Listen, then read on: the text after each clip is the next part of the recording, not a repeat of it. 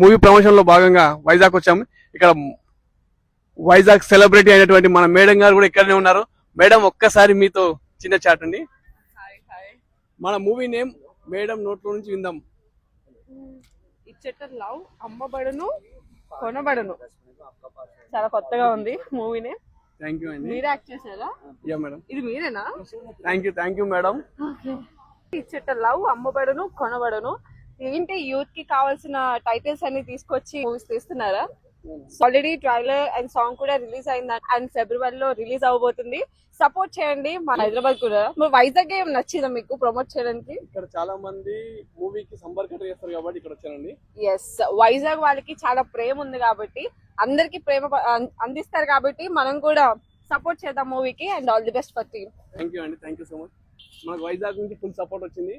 Vizag in happy can.